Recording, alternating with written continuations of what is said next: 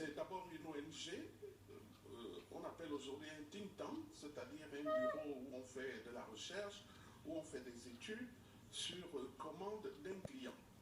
Alors, nous, on est spécialisé en politique publique. Une politique publique, c'est quoi? La définition simple, c'est que les populations gabonaises ont des besoins. Par exemple, le premier besoin des Gabonais, c'est le logement. Et ce besoin ne peut être satisfait que par l'appareil politico-administratif. Un individu tout seul ne peut pas loger tous les Gabonais.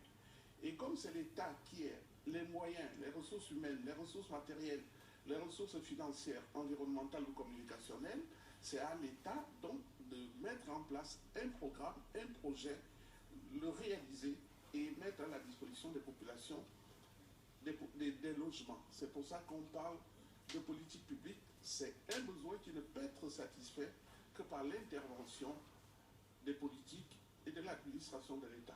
Alors, et maintenant, comment fonctionne donc ce réseau?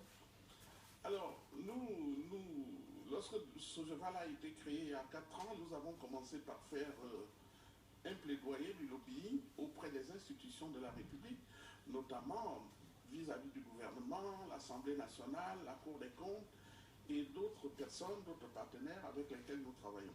Donc c'était le premier travail à faire. Et avec eux, nous avons eu énormément de réunions à l'étranger pour le renforcement de nos capacités. Nous sommes également pour parler déjà avec le plan stratégique, le bureau de coordination du plan stratégique Gabon émergent, qui est un bureau où effectivement tous les programmes, tous les projets, tous les plans du président de la République sont gérés. Nous sommes pour parler avec eux pour nous permettre de commencer à évaluer les différents projets menés par les ministères qui ont été choisis. Et cette année, comme vous le savez, à la fin de chaque année, il y a le projet de loi de finances qui est présenté au Parlement sous forme de projet annuel de performance. C'est là que se trouvent les programmes pour 2017. C'est là que se trouvent les budgets qui ont été alloués à ces différents programmes. Nous faisons une évaluation avant, pendant et après la réalisation de ces programmes et de ces projets. Donc cette année, nous entendons amplifier nos relations aussi bien avec le gouvernement qu'avec le Parlement et la Cour des comptes pour justement évaluer ces politiques publiques. L'évaluation étant simplement une aide à la décision, c'est-à-dire que nous faisons des rapports et des propositions que nous présentons aux décideurs politiques. C'est à eux de prendre des mesures pour dire que ce projet a bien réussi ou ce projet, il faut le corriger. J'ajoute que l'évaluation n'est pas un contrôle, ce n'est pas du contrôle. L'évaluation, ce n'est pas de l'audit non plus. L'évaluation a pour but de vérifier que les objectifs fixés à un projet ont été atteints. Et l'évaluation a également l'avantage de mettre en dialogue toutes les parties prenantes. Et c'est vraiment ça le gros avantage, parce que l'évaluation n'est pas venue sur un terrain vierge. Il y avait déjà des organes de contrôle antérieurs, mais voilà ce que l'évaluation est venue ajouter. Donc vous évaluez et c'est au commanditaire d'apprécier. C'est au commanditaire également de divulguer peut-être cette étude si jamais il le souhaite. C'est une très bonne remarque. Normalement, c'est le commanditaire, c'est-à-dire notre client, à qui nous adressons le rapport. Maintenant, c'est à lui la responsabilité de diffuser, de divulguer, de publier ou de ne pas publier ce rapport. Mais comme nous sommes dans le domaine des politiques publiques, il serait effectivement intéressant que l'État, dans sa gouvernance, qui doit être faite aussi pour la transparence, commence à diffuser les rapports. Vous savez, même le rapport de la Cour des comptes. La Cour des comptes attend très longtemps pour diffuser son rapport. La Cour des comptes attend très longtemps pour diffuser ses audits de performance. Or, ces instruments contribuent à renforcer la démocratie dans un pays. Donc, il est temps que le gouvernement publie, commande les évaluations et publie les rapports d'évaluation. Donc, dans ces rapports, vous êtes tenu par le secret professionnel, puisqu'on imagine qu'il y a beaucoup de choses à l'intérieur et donc on n'a pas besoin forcément de divulguer une information tant que le commanditaire, comme on le disait, n'a pas donné peut-être le top. Tout à fait. Nous n'avons pas le droit de divulguer quoi que ce soit tant que le client... Le rapport appartient au client, c'est son rapport à lui. Et nous, on fait notre travail technique. C'est un peu comme le secret médical. Hein. Le médecin n'a pas le droit de divulguer l'état de santé de tel ou tel malade, de tel ou tel patient. C'est au malade s'il le désire de dire de quoi il souffre.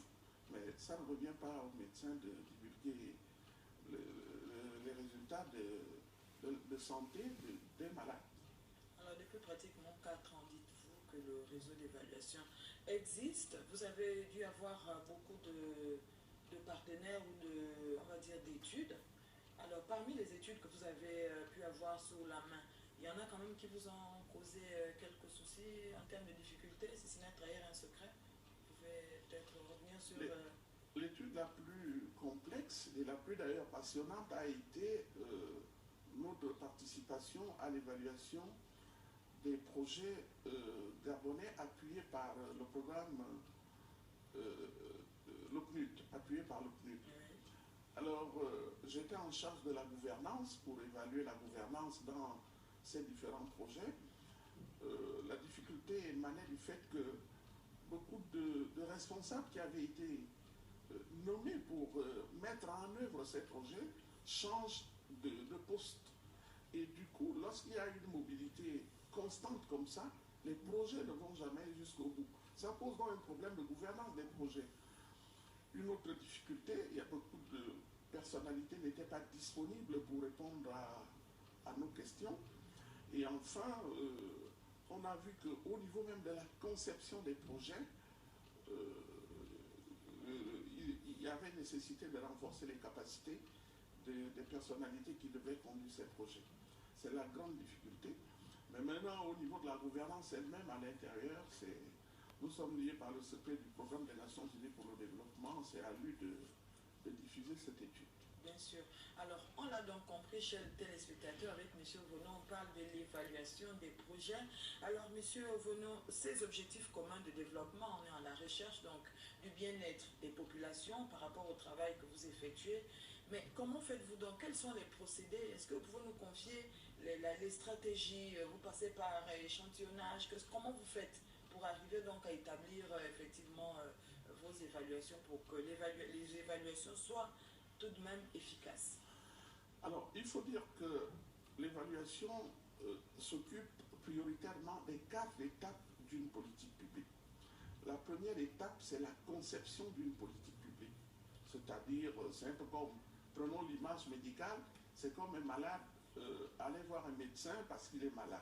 Et le médecin lui fait un diagnostic. Donc, dans la conception, on étudie d'abord le contexte politique, économique, social, environnemental du besoin. Et on associe toutes les parties prenantes. Une fois cette étude faite, qui est presque une étude de faisabilité, on décide avec clarté ce que sont les objectifs qu'on veut atteindre par rapport à cette étude. Donc nous évaluons d'abord cette partie.